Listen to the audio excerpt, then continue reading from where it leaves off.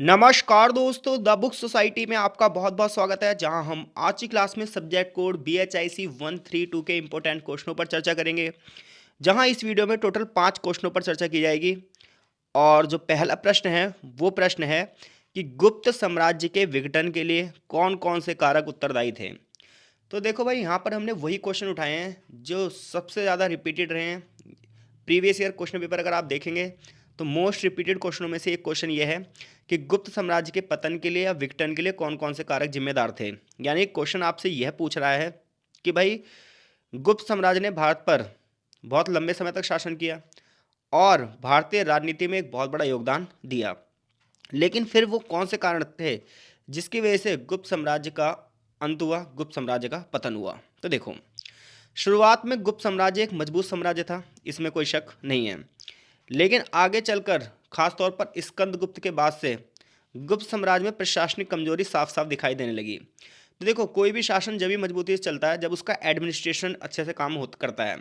तो गुप्त साम्राज्य की समस्या ये हुई कि स्कंदगुप्त के बाद के जो राजा आए उन्होंने गुप्त साम्राज्य के प्रशासन पर ज़्यादा ध्यान नहीं दिया। तो गुप्त साम्राज्य के प्रशासन प्रणाली में बहुत सारी कमजोरियां आ चुकी थी। साम्राज्य तो आगे बढ़ता ही जा रहा था, बढ़ते ही जा रहा था, बढ़ते ही जा रहा था, और क्षेत्र इतना ज़्यादा बड़ा हो गया था कि इसे कंट्रोल कैसे किया जाए अब ये समझ में नहीं आ रहा था। इतने बड़े क्षेत्र के लिए एक बहुत बड़ी प्रशासनिक सेवा चाहिए होती है, ब्यूरोक्रेट्स चाहिए होते हैं, नौकरशाही चाहिए होती है। लेकिन ऐसा कुछ भी आगे चलकर गुप्त साम्राज्य के पास नहीं रहा। परिणाम ये हुआ कि साम्राज्य का पतन हो गया। यानी कि शुरुआत में तो गुप्त साम्राज्य की सीमाएं फैलती जा रही थी। खास तौर पर जब समुद्रगुप्त राजा था, स्कंदगुप्त राजा था, तो इन्होंने बड़े पैमाने पर अपनी सीमाओं को क्या करा, विस्तार किया। समुद्रगुप्त के टाइम पे सबसे ज़्यादा क्षेत्र इन्होंने जीते। लेकिन जब आपका क्षेत्र इतना बड़ा हो चुका है तो उस क्षेत्र को कंट्रोल करने के लिए एडमिनिस्ट्रेशन भी तो अच्छा होना चाहिए। तो समुद्रगुप्त के टाइम तक एडमिनिस्ट्रेशन अच्छा चला, स्कंदगुप्त के टाइम तक भी एडमिनिस्ट्रेशन अच्छा चला, यानी कि प्रशासन अच्छा चला। लेकिन आने वाले जो राजा थे वो प्रशासन को मजबूत नहीं कर पाए। और किसी भी क्षेत्र का, किसी भी साम्राज्य का प्रशासन अगर कमजोर होगा तो साम्राज्य का विघटन होगा ही होगा। लेकिन ध्यान रखना, कोई भी एक चीज़ कभी भी किसी साम्राज्य के पतन का कारण नहीं होती है।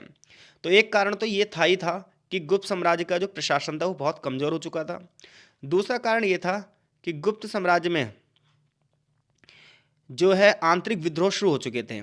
तो देखो, जब भाई एक राजा बहुत सारे राजाओं, सपोज दैट गुप्त राजा है, इन्होंने यहाँ के राजा को राया, यहाँ के राजा को राया, यहाँ के राजा को राया, यहाँ के राजा को राया, यहाँ के राजा को राया, यहाँ के राजा को राया, तो आगे चलकर जो ये वाले राजा हैं ये विद्रोह भी तो करेंगे। जब इन्हें मौका लगेगा कि हाँ भाई अब गुप्त राजा कमजोर हो चुके हैं तो उनकी कमजोरी पे वार भी तो करेंगे। क्योंकि देखो, आपने शत्रुओं को हराया, ये आपकी महानता है।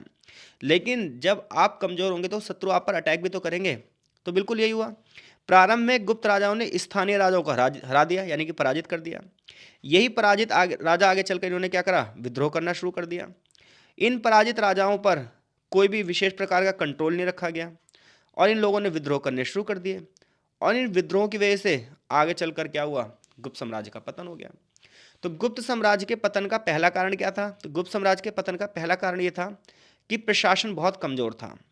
गुप्त साम्राज्य के पतन का दूसरा कारण था सामंतों का विद्रोह या आंतरिक विद्रोह। इस विद्रोह का प्रमुख कारण यह था कि शुरुआत में गुप्त राजाओं ने जिन भी राजाओं को हराया था उन पर ज़्यादा कंट्रोल नहीं रखा, उन्हें सत्ता वापस सौंप दी, बजाय वो गुप्त राजाओं की अधीनता स्वीकार कर लें। आगे चलकर इन राजाओं को जब जब मौका लगा इन्होंने विद्रोह किया और इन विद्रोह से गुप्त राजा थोड़े से कमजोर हुए। गुप्त का पतन का सबसे बड़ा कारण है हुण। हुणों की बात करें तो ये मिडिल एशिया के एक कम्युनिटी थी, यानी कि मध्य एशिया का एक कबीला था। हुणों के जो आक्रमण हुए थे भारत पे, इस आक्रमण ने गुप्त साम्राज्य को पूरी तरह से खोखला कर दिया था। और उसके बाद हुणों ने भारत में नॉर्थ वेस्ट वाले एरिया में, नॉर्थ एरिया में और वेस्ट वाले एरिया में पूरा एरिया इन्होंने कंट्रोल में कर लिया था। तो मध्य एशिया का एक कबीला था कौन, हुड, जिन्होंने अलग अलग दिशाओं से भारत पर अटैक किया और आगे चलकर भारत का नॉर्थ वाला एरिया, वेस्ट वाला एरिया इस पर कंट्रोल कर लिया।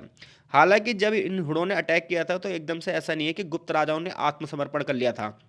एक राजा था स्कंदगुप्त। तो स्कंदगुप्त जो राजा थे इन्होंने हुडों को पूरी तरीके से कंट्रोल कर लिया था। लेकिन स्कंदगुप्त के बाद जो उसके उत्तराधिकारी आए वो हुडों का आक्रमण का सामना नहीं कर पाए, जिसकी वजह से गुप्त पूरी तरीके से कमजोर हो गए। अब जिस राज्य में लगातार युद्ध चल रहे हों, बाहरी आक्रमण चल रहे हों, आंतरिक विद्रोह चल रहे हों, तो उसकी इकोनॉमी का एक बहुत बड़ा हिस्सा तो युद्धों पर ही खर्च हो जाएगा।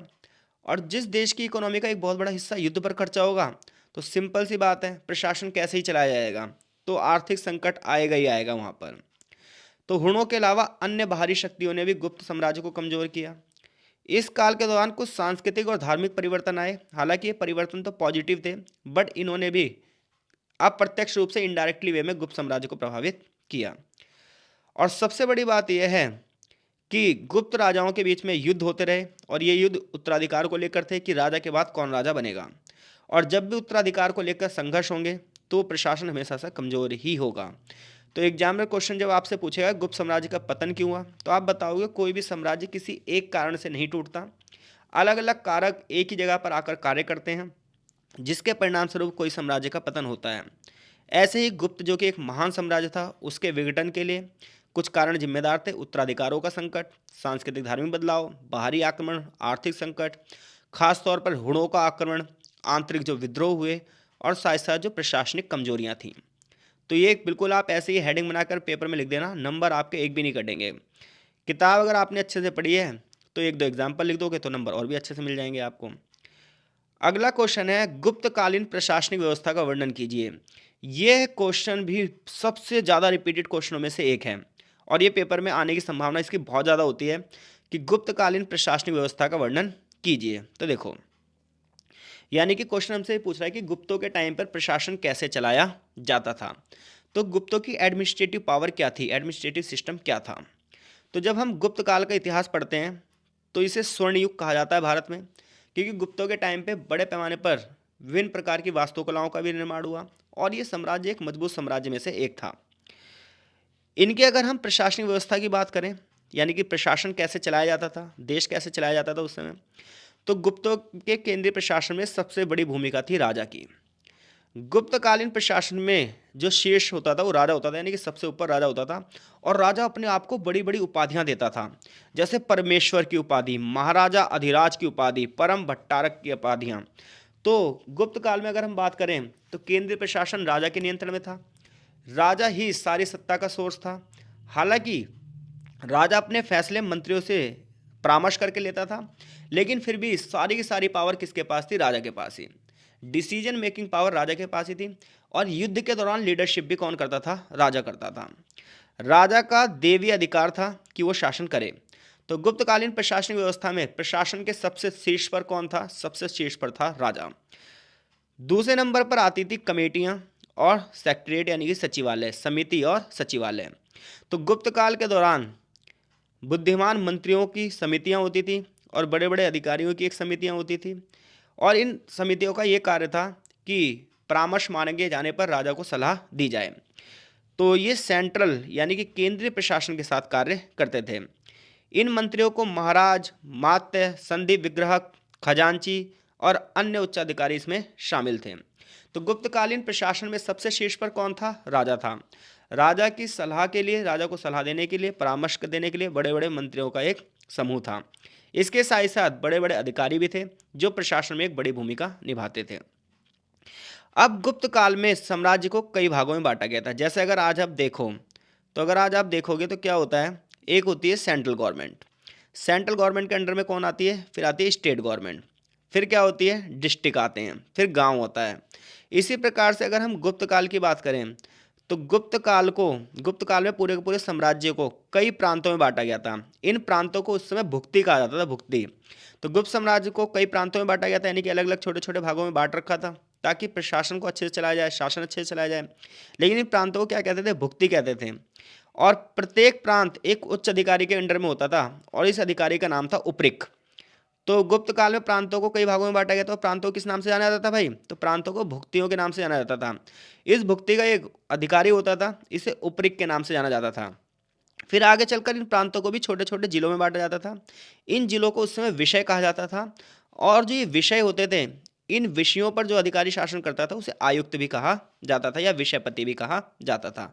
यानी कि अगर हम बात करें तो ये पूरा का पूरा क्या है, गुप्त साम्राज्य है। तो गुप्त साम्राज्य को हमने क्या करा, छोटे छोटे भागों में बांट दिया, और इन्हें क्या कहा, प्रांत। प्रांत का मतलब क्या है, इन्हें भुक्ति कहा। और फिर इन भुक्तियों को भी छोटे छोटे भागों में बांट दिया, और इन्हें क्या कहा गया, विषय कहा गया। और विषय को कंट्रोल कौन करेगा, विषयपति, या फिर उसे आयुक्त भी कहा जाएगा। लोकल गवर्नमेंट की बात करें, स्थानीय प्रशासन की बात करें, तो ये विषयपति के नियंत्रण में होता था। गांव का प्रशासन गांव के मुखियाओं द्वारा चलाया जाता था, जो गांव की समस्याएं और जरूरतों को पूरा करने के लिए जिम्मेदारी निभाते थे। गुप्त प्रशासन की अगली बात करें तो वो पूरी की पूरी तरीके से कृषि पर डिपेंड था। तो एक बहुत बड़ा जो हिस्सा है वो कृषि उत्पादन से आता था, 1/6 भाग। यानी कि कृषि की जो भी उपज होगी उसका 1/6 भाग राजा को दिया जाएगा। तो गुप्त काल में प्रशासन में राजस्व एक महत्वपूर्ण तत्व था। सिंपल सी बात है, बिना पैसे के, बिना धन के कोई भी प्रशासन नहीं चलाया जा सकता। और वो धन की जो व्यवस्था है वो जनता से टैक्स लेकर की जाती है। और उस समय देश कृषि पर ही डिपेंड था पूरी तरीके से। तो भूमि की उपज का हिस्सा राज्य को कर के रूप में दिया जाता था। कालिदास की किताबें पढ़ेंगे, नारद स्मृति की किताबें पढ़ेंगे, तो इन किताबों में बड़े पैमाने पर बताया गया है कि किस प्रकार से कर व्यवस्था उस समय चलती थी। कृषि के अलावा व्यापार और उद्योगों से भी कर वसूला जाता था, और इन सब का यूज़ पब्लिक सेक्टर के कार्यों में, युद्ध और राज्य के अन्य खर्चों के लिए किया जाता था। कानून व्यवस्था की बात करें तो कानून व्यवस्था धर्मशास्त्रों और मनुस्मृतियों पर आधारित थी। न्याय अधिकारी थे जिन्हें महादंड नायक कहा जाता था, जो कि न्याय और सजाओं का प्रबंधन करते थे। सैन्य व्यवस्था की बात करोगे तो गुप्त काल में एक मजबूत सैनिक व्यवस्था थी, जिसमें पैदल सैनिक भी होते थे, अश्वारोही यानी कि घोड़े घुड़सवार भी होते थे, और गजारोही यानी कि हाथियों का भी एक बहुत बड़ा योगदान था। सैनिक अधिकारियों को महासेनापति कहा जाता था, हालांकि ये सब राजा के अंडर में ही रहते थे। तो गुप्त काल की जो प्रशासनिक संरचना है, जिसमें केंद्र पर कौन होता था? राजा होता था, फिर मंत्री होते थे, फिर सेना होती थी, और प्रशासन बहुत सारे अधिकारियों के साथ मिलकर चलाया जाता था। प्रांतों और ग्रामीण क्षेत्रों में प्रशासन को बांटा गया था। तो ये क्वेश्चन पेपर में भाई कई बार आता है। ये मैटर करता है कि आप कितने अच्छे से हेडिंग हेडिंग बना बना के इसको लिख सकते हो। क्वेश्चन नंबर 3 की ओर चल रहे हैं। आशा है चीज़ें आपको समझ में आ रही होंगी। कमेंट बॉक्स में अपनी प्रतिक्रिया जरूर दें, और अपने अगले सब्जेक्ट जो कोड हैं जिनका एग्ज़ाम आगे है उनको ज़रूर मेंशन करें, ताकि हम उसी हिसाब से आगे की जो वीडियो है वो अपलोड कर सकें।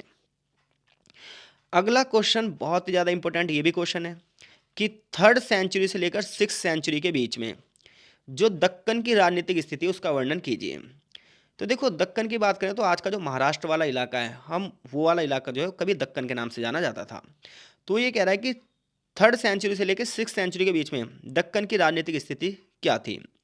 तो देखो, जब आप 3rd सेंचुरी से लेकर 6th सेंचुरी के बीच में दक्षिण भारत के दक्कन क्षेत्र की स्थिति पढ़ोगे तो इसमें क्या हो रहा था? नए नए राजवंशों का उदय हो रहा था और पुराने राजवंशों का पतन हो रहा था। यानी कि 3rd सेंचुरी से लेकर 6th सेंचुरी के बीच में दक्कन की जो राजनीति थी उसमें नए नए राजवंश आ रहे थे और पुराने राजवंशों का पतन हो रहा था। और पुराने राजवंशों में बात करें तो सातवाहन साम्राज्य। तो दक्कन की राजनीति जब आप पढ़ोगे तो उसमें सातवाहन जो राजा थे, खास तौर पर गौतमीपुत्र सप्तकर्णी, ये बहुत फेमस राजा थे उस समय के। तो सप्तवाहन साम्राज्य एक तरफ खत्म हो रहा था, तो वहीं दूसरी ओर वाकाटक, चालुक्य, ये सब उभर रहे थे। चलो इनके बारे में पढ़ लेते हैं। तो दक्कन की राजनीति में 3rd सेंचुरी में सप्तवाहन साम्राज्य का पतन हो चुका था, यानी कि अपने अंतिम प्रभाव पर चल रहा था। लेकिन सप्तवाहन राजाओं की जो सामाजिक व्यवस्था थी, जो कल्चरल एक्टिविटी थी, वो वहाँ के लोगों पर प्रभावशाली रही। सप्तवाहनों के पतन के बाद भी जो वहाँ सामाजिक व्यवस्था थी, सांस्कृतिक व्यवस्था थी, वो सप्तवाहनों के हिसाब से चल रही थी। यानी कि 3rd सेंचुरी में अगर आप दक्कन के राजनीतिक इतिहास को पढ़ोगे तो पहली घटना ये घट रही थी कि जो सप्तवाहन राजा थे इनका अंत हो रहा था, बट इन्होंने जो कल्चर दिया था, इन्होंने जो सामाजिक व्यवस्थाएं दी थी वो वहाँ पर चल रही थी। इसके बाद कुछ छोटे छोटे राज्यों का उदय हुआ, जिनमें से एक था वाकाटक वंश। तो दक्कन की राजनीति में एक नए वंश का उदय हुआ, वाकाटक वंश का। वाकाटक वंश की बात करें तो इसका एक बहुत तगड़ा शासक था जिसका नाम था हरिशेन। इसने 475 से लेकर 500 ईस्वी तक शासन किया, और इसने वाकाटक साम्राज्य की सीमाओं को बहुत फैला दिया। यह साम्राज्य उस समय का जो विदर्भ था, जिसे आज महाराष्ट्र के नाम से जाना जाता है, वहाँ पर शासन करता था। तो यानी कि 3rd सेंचुरी में पहली चीज़ क्या हो रही है? सप्तवाहन राज्य का पतन हो रहा है। दूसरी चीज़ क्या हो रही है? दक्षिण भारत में वाकाटक वंश का उदय हो रहा है। और ये वाकाटक वंश कहाँ शासन कर रहे हैं? आज का जो महाराष्ट्र का हिस्सा है वही उस समय विदर्भ कहलाता था, उस जगह पर ये शासन करते थे। इनका जो सबसे तगड़ा राजा था वो कौन था? हरिशेन। क्लियर है? वाकाटकों की बात करें तो वाकाटक जो थी, इनकी 2 शाखाएं थी, यानी कि ये 2 जगह से शासन कर रहे थे। इनकी जो मेन शाखा थी वो थी पूर्वी महाराष्ट्र से, जबकि दूसरी शाखा थी जिसका नाम था भसीन शाखा। ये एक सहयोगी शाखा थी जो दक्षिणी महाराष्ट्र में राज करती थी। तो एक बहुत बड़ा एरिया था ये। तो अगर हम पूर्वी महाराष्ट्र की बात करें तो पूर्वी महाराष्ट्र वाली जो शाखा थी वाकाटकों की, मेन शाखा थी, मुख्य शाखा थी। जबकि इनकी एक सहयोगी शाखा थी जो दक्षिण महाराष्ट्र में थी, इस शाखा का नाम था भासीन शाखा। इसके अलावा एक मशहूर राजा हुए थे वाकाटक में जिनका नाम था प्रवर सेन। इन्होंने भी वाकाटक साम्राज्य को मजबूत किया। तो 3rd सेंचुरी में दक्षिण भारत की राजनीति में सप्तवाहन का पतन हो रहा है और दूसरी तरफ वाकाटक राज्य का उदय हो रहा है। वाकाटक साम्राज्य के बाद आए चालुक्य राजा और चालुक्य वंश की स्थापना करी पुलकेशिन प्रथम ने। इनका शासन जो है मुख्यतः कर्नाटक के आसपास के क्षेत्रों तक चला और चालुक्यों ने दक्कन की राजनीति को बहुत बड़े पैमाने पर प्रभावित किया। इसके अलावा दक्कन की राजनीति में छोटे छोटे राजाओं का भी उदय हो रहा था जो स्थानीय सरदार थे। इन राजाओं ने वहाँ की दक्कन की जो राजनीति है इसमें शांति और संघर्ष को बहुत ज़्यादा बढ़ावा दिया। और सबसे बड़ी बात रही कि अगर हम साउथ कर्नाटक में बात करें तो एक नए वंश का उदय हुआ जिसका नाम था गंग वंश। तो दक्षिण कर्नाटक में 5th सेंचुरी की शुरुआत में एक नए वंश का उदय हुआ और ये राजा थे गंग। एक बात ध्यान रखना, उड़ीसा के राजा भी गंग हैं, लेकिन जो उड़ीसा के गंग हैं वो ये अलग हैं और ये वाले गंग अलग हैं। तो उड़ीसा के जो गंग हैं उन्हें पूर्वी गंग कहा जाता है और ये जो गंग है इन्हें पश्चिमी गंग कहा जाता है। तो गंग वंश ने कहाँ कहाँ शासन किया है? तो एक तो उड़ीसा के गंग हैं लेकिन वो अलग हैं और कर्नाटक के अंग जो है वो अलग हैं। जो कर्नाटक वाले गंग हैं इन्होंने 600 सालों तक शासन किया है और इतने लंबे समय तक पता इन्होंने शासन किया, इसी वजह से कर्नाटक के इस एरिया को गंगवाड़ी कहा जाता है। अब इन्होंने इतने लंबे तक शासन कैसे किया? तो देखो, जिस एरिया पर ये शासन करते थे ना ये पहाड़ियों से घिरा हुआ क्षेत्र था, तो ज़्यादा खेतीबाड़ी होती नहीं थी, तो इसलिए इस जगह पर अटैक नहीं हुआ ज़्यादा, और अटैक होता भी तो ये पहाड़ियों से घिरा हुआ क्षेत्र था, तो इनकी जो सेना थी वो शक्तिशाली थी, तो ज़्यादातर बाहरी लोगों ने इंटरफेयर नहीं किया। तो देखो उस समय युद्ध होता ही क्यों था? तो जो क्षेत्र ना जहाँ पर बहुत अच्छी खेती होती थी, नदियाँ बहुत सारी थी, उन क्षेत्रों को राजा कंट्रोल करना चाहते थे क्योंकि टैक्स का एक बहुत बड़ा हिस्सा खेती से आता था। लेकिन जिस जगह पर ये गंग शासन कर रहे थे वो तो पहाड़ियों से घिरा क्षेत्र था, इसलिए इस क्षेत्र पर अटैक ही नहीं हुआ और ये लगभग 600 सालों तक शासन कर गए। तो अगर हम बात करें 3rd सेंचुरी से दक्कन की राजनीति की, सप्तवाहन राजाओं का क्या हो रहा है? पतन हो रहा है। वाकाटक साम्राज्य का क्या हो रहा है? उदय हो रहा है। वाकाटक के बाद कौन आ रहे हैं? चालुक्य। इसके अलावा छोटे छोटे क्षेत्रों पर स्थानीय राजा शासन कर रहे हैं। दक्षिण कर्नाटक में गंग आराम से चुपचाप बैठकर पहाड़ों में 600 सालों तक शासन कर गए, किसी को पता ही नहीं चला। और फिर धार्मिक और सांस्कृतिक प्रभाव, बौद्ध धर्म, जैन धर्म, हिंदू धर्म, ये सब इस साम्राज्य में फैल रहे थे। अजंता की गुफाएं, एलोरा की गुफाएं इस काल की प्रमुख उपलब्धियां रही हैं। तो इस प्रकार 3rd सेंचुरी से लेकर 6th सेंचुरी के बीच में अगर दक्कन की राजनीति में आप देखोगे तो यहाँ की राजनीति अस्थिर थी। कोई भी एक ऐसा शासक नहीं था जो इस पूरे एरिया को कंट्रोल कर सकता था। परिणाम ये हुआ कि छोटे छोटे क्षेत्रों पर छोटे छोटे राजवंशों ने शासन किया और इसी वजह से यहाँ की संस्कृति, धर्म, राजनीति सब चीज़ें प्रभावित हुई। तो आई होप सो अगर ये क्वेश्चन भी आपका पेपर में आता है तो आप कर देंगे। क्वेश्चन नंबर 4 की अगर हम बात करें, बहुत ज़बरदस्त क्वेश्चन है कि पल्लवों के समय की वास्तुकला की प्रगति पर लेख लिखिए। यानी कि जब पल्लव वंश का शासन भारत में चल रहा था तो उन्होंने किस प्रकार की स्थापत्य कला या वास्तुकला का विकास किया। तो देखिए भाई, जब आप पल्लवों के बारे में पढ़ोगे तो पल्लवों ने दक्षिण भारत में शासन किया था लगभग 6 से लेकर 9 सेंचुरी के बीच में, और इन्होंने जिस प्रकार के मंदिर बनवाए उन मंदिरों का जो आर्ट एंड कल्चर है वो बड़ा ज़बरदस्त है और इसको हम 4 भागों में विभाजित करते हैं। तो पल्लवों के टाइम की जो वास्तुकला है, जो आर्किटेक्ट है वहाँ का, उसे हम 4 भागों में विभाजित करते हैं और ये जो 4 भाग हैं ये उनके राजाओं के नाम पर हैं। तो पल्लवों में एक राजा थे जिनका नाम था महेंद्र वर्मन। तो महेंद्र वर्मन ने जिस शैली की स्थापना करी उसे ही महेंद्र शैली के नाम से जाना जाता है। इस शैली में क्या हुआ, हम क्वेश्चन क्या पढ़ रहे हैं भाई, ये ध्यान रखना, हम क्वेश्चन ये पढ़ रहे हैं कि पल्लवों के दौरान वास्तुकला का विकास कैसे हुआ। और वास्तुकला का मतलब समझ रहे हो ना, वास्तुकला का मतलब ये है कि किसी क्षेत्र का स्थापत्य कैसे किया गया है, यानी कि सड़कों का निर्माण कैसे किया गया, नालियों का निर्माण कैसे किया गया, मंदिरों का निर्माण कैसे किया गया, महलों का निर्माण कैसे किया गया, घरों का निर्माण कैसे किया गया, तो किस शैली से ये चीज़ें बन रही थी। तो यहाँ पर हम खासतौर पर मंदिरों के निर्माण कला पर ज़्यादा ध्यान देंगे। तो पल्लवकालीन वास्तुकला की बात करें तो ये दक्षिण भारत से संबंधित है।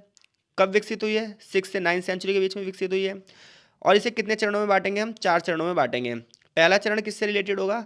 राजा महेंद्र से। तो इनका काल को महेंद्र वर्मन शैली या महेंद्र शैली के नाम से जाना जाता है। इसमें इस शैली की सबसे बड़ी विशेषता ये थी कि ना देखो, जब आप साउथ इंडिया की बात करोगे तो यहाँ पर बहुत सारे पठार हैं। तो इन्होंने जो मंदिर निर्माण शैली करी ये रॉक कट शैली करी। रॉक कट का मतलब ये है कि चट्टानों को काट कर यहाँ पर बहुत सारे मंदिर बनाए गए। तो चट्टानों को काट काट कर यहाँ पर जो मंदिर बनाए गए बहुत लोकप्रिय हैं। कुछ एग्जाम्पल बताता हूँ मैं, आप नेट पर अगर इन मंदिरों को सर्च करेंगे तो आरकोनम की पहाड़ियों के पास एक महेंद्रवाड़ी जगह है जहाँ पर विष्णु जी का मंदिर बनाया गया है। ऐसी लक्ष्मी यातना गुफा मंदिर है, वहाँ पर बहुत ही फेमस मंदिर है। मंडागा पट्टू और तिरुचिरापल्ली के बारे में तो आपने सुना ही होगा। तिरुचिरापल्ली अभी मूवी भी आई है पुष्पा। इस मूवी में तिरुचिरापल्ली के जो मंदिर है उसका बहुत अच्छा तरीके से उसे दिखाया गया है। तो तिरुचिरापल्ली में जो गुफा मंदिर है ये बहुत फेमस है इस दौरान के। तो महेंद्र शैली की विशेषता क्या है? महेंद्र शैली की विशेषता ये है कि पहाड़ों की चट्टानों को काटकर उसमें मंदिरों का निर्माण किया गया है। फॉर एग्जाम्पल आरकोनम की पहाड़ियों के पास विष्णु जी का मंदिर है, लक्ष्मी यातना मंदिर है, और तिरुचिरापल्ली का जो गुफा मंदिर है तो बहुत ही फेमस है, बड़ा जबरदस्त मंदिर है ये।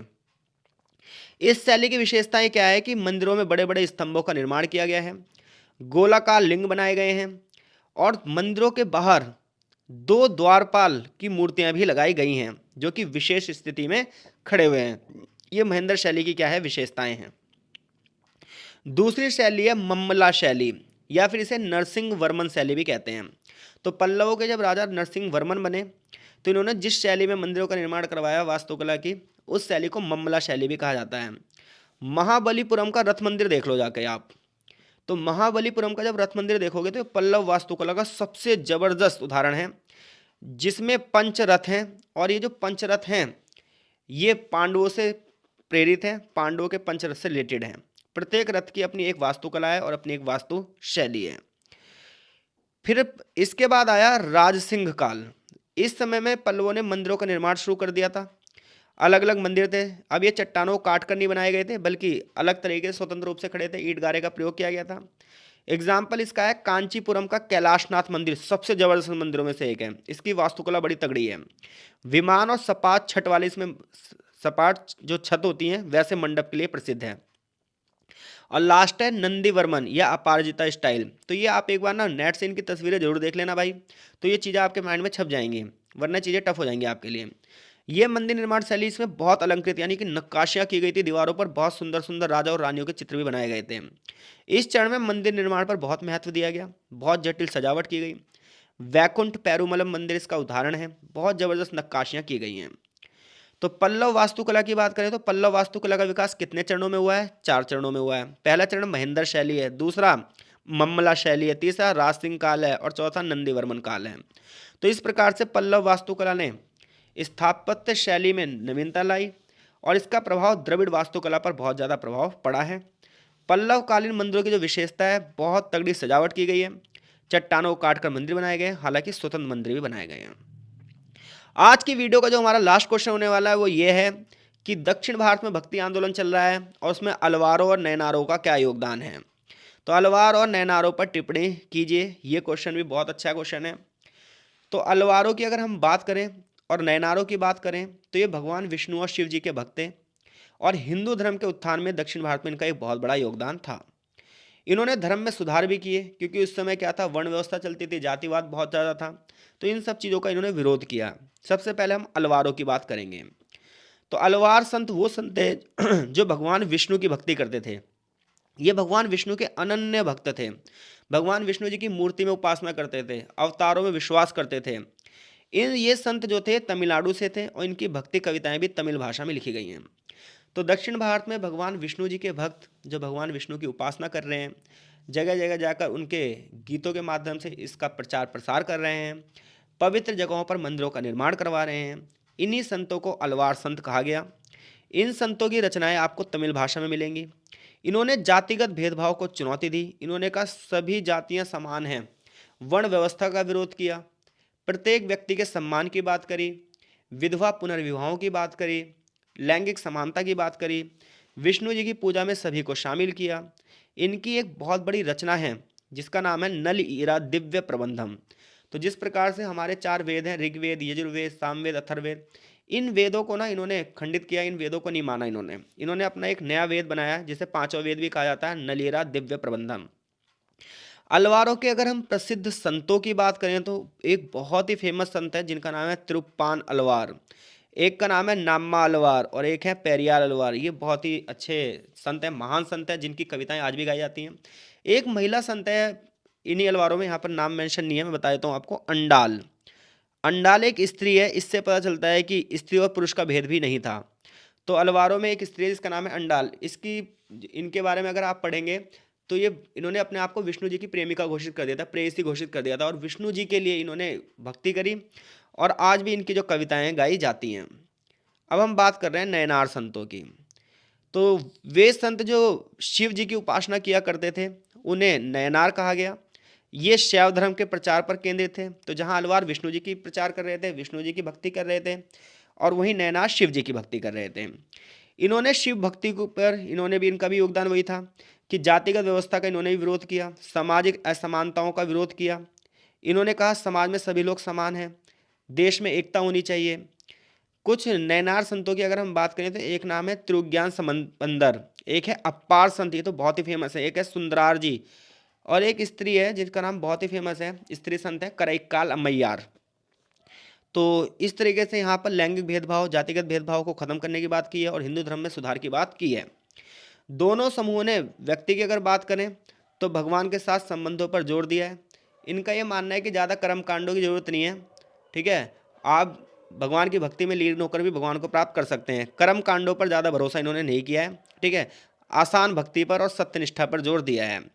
सामाजिक सुधारों की बात करें तो जातिगत भेदभाव और सामाजिक असमानताओं का इन्होंने विरोध किया है। आज भी इनकी शिक्षाएं, इनकी कविताएं भारतीय समाज को गहराई से प्रभावित कर रही हैं। तो आज की क्लास को हम यहीं समाप्त करते हैं। आशा है 5 के 5 क्वेश्चन आपको समझ में अच्छे से आ चुके हैं और इनसे रिलेटेड अगर कोई क्वेश्चन आएगा तो आप पेपर में वो कर देंगे। तो आपका बहुत बहुत धन्यवाद। मिलते हैं आपसे नेक्स्ट सब्जेक्ट कोड के साथ। कमेंट बॉक्स में अपनी प्रतिक्रिया जरूर दीजिएगा।